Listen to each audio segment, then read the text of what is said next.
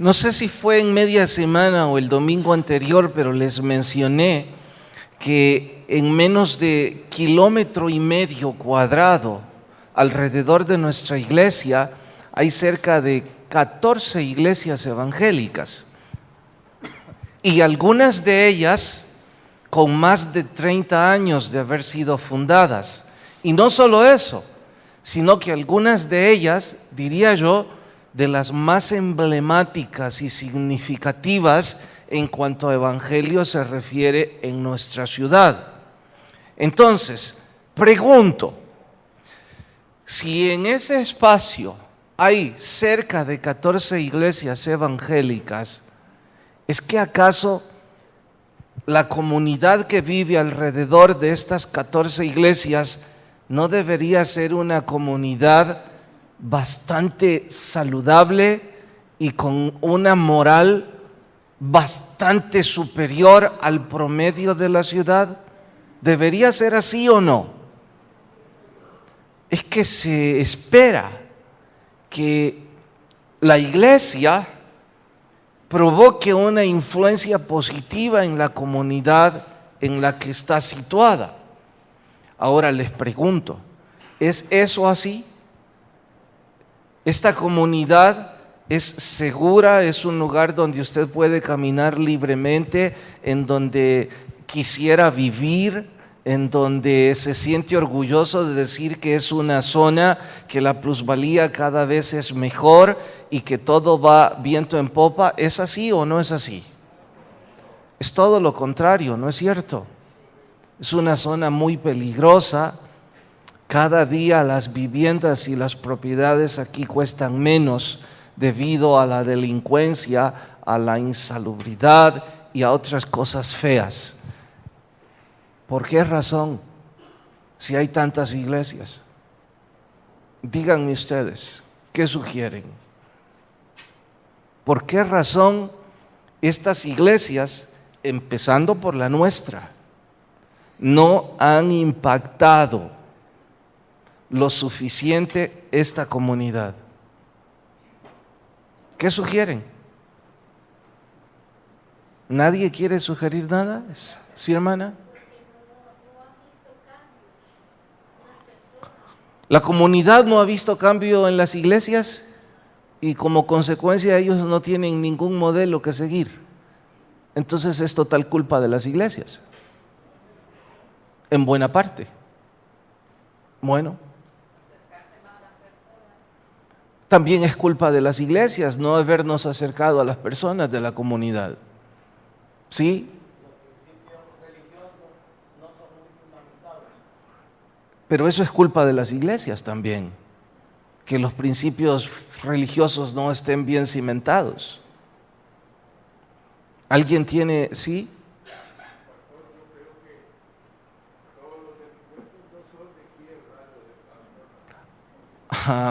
Aunque no sean de aquí, los que quebrantan la ley, sigue siendo una zona peligrosa. Y sigue siendo una zona en donde hay muchos antros de perdición.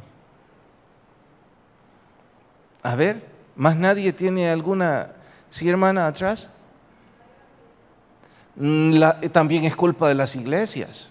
No hemos hecho suficiente evangelismo. Hay gente que no quiere, dice hermano Osvaldo. Bueno, sí, hermana, terminamos con usted.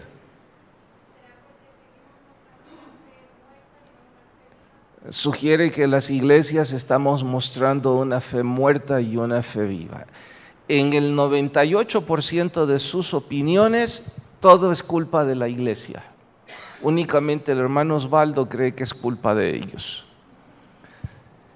¿Saben que Charles Spurgeon, al que llamaron el príncipe de la predicación décadas atrás, un hombre que predicó hace 150 años, pero sus sermones y sus libros siguen estando de moda y los usamos mucho los predicadores de hoy día? Él dijo que la razón por la que la iglesia tiene tan poca influencia en el mundo es porque el mundo tiene demasiada influencia sobre la iglesia. Lo repito, la razón por la que la iglesia no tiene influencia en el mundo es porque el mundo tiene demasiada influencia sobre la iglesia. Dicho en palabras más nuestras, parece que en la iglesia estamos viviendo como si fuéramos del mundo. Entonces, ¿cuál es la diferencia? Escuchen esto. 30 años atrás, era bastante sencillo en nuestro país, al menos en mi entorno, identificar a un creyente evangélico. Es que su manera de hablar, su manera de vestir, de comportarse en forma genérica, era bastante mejor y diferente que al promedio de personas. Y estoy hablando en términos de moralidad. Recuerdo en la colonia donde crecí, que en ese entonces éramos quizá 5 jóvenes que conocíamos del Evangelio. Y no estoy seguro si los 5 éramos cristianos o no, pero recuerdo a 2 señoritas que en Navidad saludaron a todo mundo. En ese tiempo, los jóvenes de hoy se van a sorprender de esto, pero en Navidad y Año Nuevo era especialmente curioso andarse dando abrazos con todo mundo, conocidos y desconocidos. Por supuesto, los jóvenes aprovechábamos un poco al respecto, pero era parte. Y recuerdo bien cómo estas 2 chicas, que por cierto las recuerdo que eran muy bonitas, le decían a todos: que Dios te bendiga en esta Navidad. Y todos le veían de forma extraña, casi discriminándole, casi diciéndole: qué ridiculez saludar de esa forma. Debo admitir que en ese entonces también el número de convertidos era bastante menor y difícilmente veíamos 14 iglesias en tan pocas cuadras y difícilmente las iglesias evangélicas estaban llenas. Es más, diría que sufrían cierto tipo de persecución. La discriminación era abierta, declarada. Habían empresas en donde en sus políticas de contratar personal decía: no se admiten evangélicos. Colegios, varios de ellos, no admitían matrícula de evangélicos. Y por eso digo, una especie de persecución. Ahora, ¿sabe qué puedo decirle? Yo no me incluyo en la generación de cristianos de esa época. Yo era una especie de oyente, apenas simpatizante. Pero por supuesto que estoy aplaudiendo a esa generación. A pesar de lo que he dicho, esa gente no se intimidaba, ni se avergonzaba de su fe. Todo lo contrario. Ahora, 30 años más tarde, 2013, las cosas han cambiado significativamente. Debo preguntarme, y usted debería unirse a mí, ¿las cosas han cambiado para bien o para mal? Es que mire, cierto es que ahora hay muchos templos llenos. Cierto es también que la manera de vestir de los creyentes ha cambiado y dista mucho de decencia, modestia y pudor en hombres y mujeres. Tanto que de no ser porque están dentro de un recinto religioso, la pregunta sería: ¿van para la playa? Ha cambiado mucho la manera de hablar. Era muy, pero muy difícil en ese entonces escuchar a un cristiano decir palabras sucias. Había que provocarlo bastante y estar fuera de control. Ahora parece que los cristianos se enorgullecen de un vocabulario sucio. Estas cosas me hacen preguntarme, ¿en realidad las cosas han mejorado? ¿Han cambiado para bien?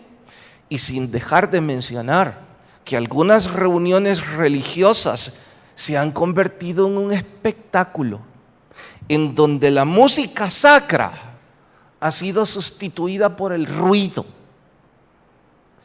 en donde la enseñanza del Evangelio ha sido sustituido por temas sociales, filosóficos o de prosperidad. Y todos ellos saludan como cristianos evangélicos. Lo más curioso que debemos saber es que eso es un cáncer que está carcomiendo a la santidad de la iglesia. Y ese cáncer que carcome la santidad de la iglesia, la Biblia le llama mundanalidad. Charles Spurgeon habló sobre eso hace 150 años. Ellos estaban obviamente sufriendo algo como lo que ahora nuestra iglesia está sufriendo. Y digo nuestra iglesia refiriéndome en primera instancia a usted y a mí. No es mi trabajo predicarle a las otras 13 o 14 que hayan. Así es que en primer lugar la exhortación es para mí y en segundo para usted. Pero sorpréndase aún más, los creyentes a los que Santiago les escribió también estaban pasando por eso. Prueba de ello es que de forma severa Santiago les dice que la amistad con el mundo es enemistad contra Dios. Y que aquellos que están en amistad con el mundo están cometiendo adulterio espiritual. Y que esto es algo grave para la vida de un cristiano, de un ministerio y de una iglesia. Por esto y más es que el sermón de hoy se titula Para los amigos del mundo. Santiago capítulo 4, verso 1, no se pongan de pie, rápido lo leemos. Santiago capítulo 4, verso 1, para los amigos del mundo. ¿Listas sus Biblias? ¿De dónde vienen las guerras y los pleitos entre vosotros? ¿No es de vuestras pasiones, las cuales combaten en vuestros miembros? Codiciáis, no tenéis, matáis y ardéis de envidia, no podéis alcanzar, combatís y lucháis, pero no tenéis lo que deseáis porque no pedís, y pedís y no recibís porque pedís mal, para gastar en vuestros deleites. Aquí viene la condena. Oh almas adúlteras, ¿no sabéis que la amistad del mundo es enemistad contra Dios? Cualquiera que quiera ser amigo del mundo se constituye enemigo de Dios. ¿O pensáis que la Escritura dice en vano, el Espíritu que Él ha hecho morar en nosotros nos anhela celosamente? Hasta ahí leemos y oramos. Señor, por favor habla a nuestros corazones y pon de tu Espíritu en el nuestro. En tu nombre oramos. Amén. Es importante definir con precisión qué es mundanalidad. Digo que es importante porque de no definirlo correctamente vamos a caer en un vicio opuesto a la mundanalidad que se llama legalismo. Tanto la mundanalidad como el legalismo son temas extrabíblicos, no abonan en nada a la madurez del cristiano y debemos huir de ellos. Cuando digo legalismo, resulta por el afán de algunos de defender la santidad del Evangelio. Digo afán porque el Evangelio no necesita que nadie lo defienda, pero ellos en su necio afán colocan tantas reglas humanas que empujan a sus feligreses ignorantes a volverse legalistas, siguiendo reglamentos de humanos que no son bíblicos, son prácticas extravagantes, fuera del orden bíblico, tanto que algunos en su necedad hasta prohíben a sus feligreses ser amigos de los que no son creyentes. Y dicen, si usted es amigo de personas que no tienen su fe, entonces usted es amigo del mundo. Ay, dicen cada bobería. Espero que lo dicen en un buen afán y no en una equivocada intención. Mire, ¿cómo pueden los que no conocen de Cristo ser evangelizados si nosotros no les mostramos amistad? Sería absurdo que Jesús refiera mundanalidad al hecho de compartir con los que no conocen de Jesús. Es más, no olviden, es que Jesús nunca rechazó a las mujeres de mala reputación. Al contrario, las escuchaba. Las escuchaba porque quería salvar su alma, redimir su condición. No las rechazaba, no las reprochaba, no las discriminaba. También fue a comer a la casa de un hombre deshonesto. Era un sinvergüenza conocido por todos. Y fue a comer ahí porque Jesús quería hablarle del evangelio. Y de hecho, este hombre fue restaurado en su totalidad. Entonces, yo digo, a los que en su afán de condenar la mundanalidad y caen en el legalismo, no se equivoquen. No tiene nada que ver la santidad de la iglesia con imponer reglas que no son bíblicas. Por ello hay que definir qué es amistad con el mundo. Hay que definir qué es mundanalidad. Y en honor a ello, vamos a llamarle de esta forma, porque es importante, antes que yo lo defina. No pretendo en este culto motivar a que elaboren un manual de cómo vestirse, cómo hablar, con quién salir, con quién no salir. Esas cosas los van a llevar al legalismo, que es el vicio opuesto de mundanalidad, pero vicio al fin. Es absurdo que querramos hacer eso. Entendamos, Jesús odiaba el pecado, pero sentía mucho amor por los pecadores. Entonces, si queremos enmarcarlo en eso, debemos decir que mundanalidad son las prácticas pecaminosas, no los pecadores. Y lo que Jesús estaba diciendo es que nosotros, los cristianos, no podemos tener amistad con las prácticas de los pecadores. Y que si nosotros amamos esas prácticas, entonces no tenemos fe alguna. Lo que Jesús nos dice con tener cuidado respecto a la mundanalidad es que nosotros no debemos ni anhelar, ni amar, ni envidiar, ni codiciar ese estilo de vida, que debemos detestarlo, pero no a los que lo practican. A ellos debemos amarles para mostrarles el evangelio de Cristo.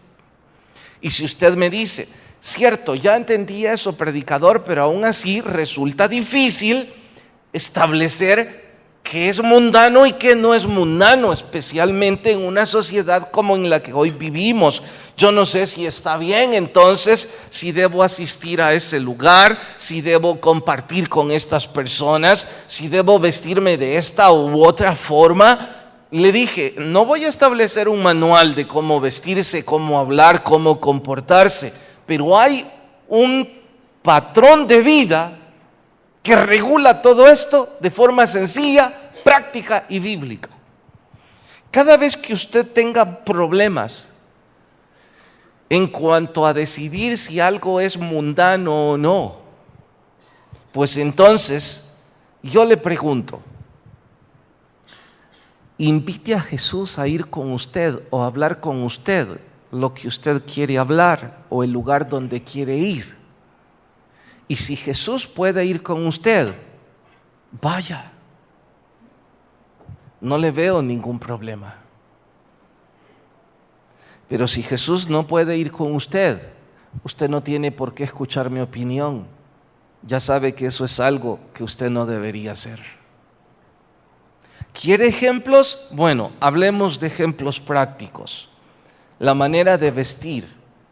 Supongo que esto en los hombres es menos difícil y en las mujeres es un poco más complicado por las partes que ahora están enseñando de su cuerpo. Le pregunto, si usted va a ir a una reunión en donde nuestro Señor Jesús está, ¿va a ir vestida así? No, pastor, ¿cómo se le imagina? No podría cruzar la pierna. Se vería más de lo que debe. O no podría hacer esto, lo otro. Eso no es pertinente, me diría usted. Bueno, y es que olvida que Jesús está todo el tiempo con usted. Basta con que aplique eso a su estilo de vida y a su estilo de vestir. Esa reunión, ese tipo de conversaciones con esas personas, esos negocios en los que se está involucrando, ¿Jesús puede estar ahí con usted? Sí, puede estar. Entonces, ¿qué le preocupa? Haga caso omiso de los predicadores. Si usted piensa que Jesús puede estar en esa reunión y Jesús escucharía con beneplácito todas las groserías que se hablan y de las que usted ahora es parte, quédese. Pero no necesita un predicador para decirle si Jesús estaría ahí o no. Estoy seguro que aunque usted conozca poco de Biblia, la pertinencia le hace entender si Jesús estaría ahí o no. ¿Y saben por qué digo que la pertinencia? Yo creo que ninguna persona debe mostrar respeto a ningún religioso por ser religioso. El respeto es por amistad, por cariño, porque es una persona adulta, pero no por ser religioso. Pero lo hacen.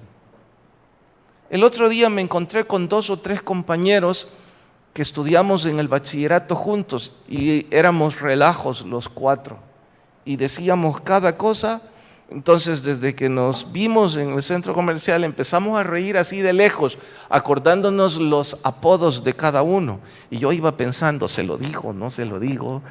Y ellos igual, y el más relajo de ellos empezó a decir cosas y dijo mientras nos reíamos, mira, dijo, yo sé que sos pastor, veas que ya no puedo hablar así y decirte, y empezó. Y yo solo me sonreí. Si él, que no conoce nada del Evangelio, piensa que debía guardar un poco de recato, ser un poco moderado por un religioso que apenas y conoce en cuanto a su convicción espiritual, con mayor razón usted y yo que ya conocemos a Jesús, ¿cómo no vamos a saber lo que es pertinente o no? Lo que pasa es que si amamos el mundo, ahí es donde queremos estar. Si amamos las modas del mundo, eso es lo que queremos lucir. No nos importa la santidad misma, nos importa la amistad con el mundo. Varios de los escritores del Nuevo Testamento condenan esto y dicen que la amistad con el mundo es amar con pasión todo aquello que la Biblia reprueba. Eso es mundanalidad. Amar o gustar con pasión todo lo que la Biblia reprueba, todo o aquello. Voy a citar ejemplos prácticos de qué es mundanalidad. Los que practican el aborto con liberalidad. Aman eso. ¿Han visto que hay rótulos ahora por todas partes? Sí al aborto. Quieren legalizarlo. Eso es mundanalidad. ¿Por qué? Porque la Biblia lo condena abiertamente. Entonces aman lo que la Biblia condena. y lo practican a su antojo. Otros aman el desenfreno sexual y todo lo que se deriva de ello, en cualesquiera de sus aberraciones. Y no solo lo practican, sino que lo promueven. Promueven el adulterio, promueven la fornicación, promueven el divorcio, promueven el homosexualismo, promueven todo. Y cuando caen en esas cosas, las aplauden. Dice, es normal. ¿Por qué? Porque aman todo eso. No lo reprueban, no sienten dolor, no sienten vergüenza porque se equivocaron en alguna de esas áreas. Las aplauden. Y claro, parece que la iglesia cada día más se enreda en ese adulterio. La música estridente que lleva hacia la inmoralidad, la aman. Y aman lo que empuja a una cosa tras otra. Aman las reuniones entre amigos en donde la vulgaridad, lo obsceno y lo profano está a la orden. Sus oídos no sienten dificultad en oír esa suciedad, el olor a cigarro, el olor a alcohol. Todas esas cosas parece que las disfrutan. Eso es mundanalidad. Se sienten orgullosos. Y yo no estoy hablando de los que las practican sin conocer de Cristo. Ellos no conocen a Jesús. El reproche es para nosotros, los que no estamos influenciando en ellos. Y claro, toda esta mundanalidad en la iglesia está llevándonos por un abismo terrible que muchos ni siquiera nos damos cuenta, porque ni siquiera presentan un verdadero evangelio. Es que mire, la mundanalidad se presenta en dos envases. Uno, el profano, ejemplos que acabo de poner. Y el otro, el religioso. Hoy día hay tanto desorden en la iglesia evangélica, en términos generales, una mezcla de hábitos del mundo con servicios religiosos que ya no se entiende cuál es la derecha y cuál es la izquierda. Esa es la razón de música no sacra en servicios religiosos. Y yo siempre me pregunto, ¿por qué lo hacen? ¿Sabe por qué lo hacen? Porque los que dirigen los púlpitos o los músicos quieren ver a la gente emocionada con lo que ellos están cantando. Eso sacia su sed. O quieren ver sus templos llenos. Entonces hay que seguir las modas del mundo. Y hay que vestirse como el mundo. Y hay que hacer y gritar como el mundo. Y hay que hasta bailar como el mundo. Lo mismo con las predicaciones, se dedican a entretener a sus feligreses. Otros, actividades sociales de cualquier índole, en donde la Biblia ni siquiera la usan. Y les dije, en base profano y en base religioso, se nombran religiosos y tienen clubes, actividades, servicios, cultos, en nombre de la religión misma, pero la Biblia ni siquiera leyeron un capítulo, si es que la llevaron. Eso es mundanalidad grave. Imagine que venga yo a predicarles esta mañana sin Biblia y les diga que este fue un servicio espiritual. Hay que preguntar, ¿de qué tipo?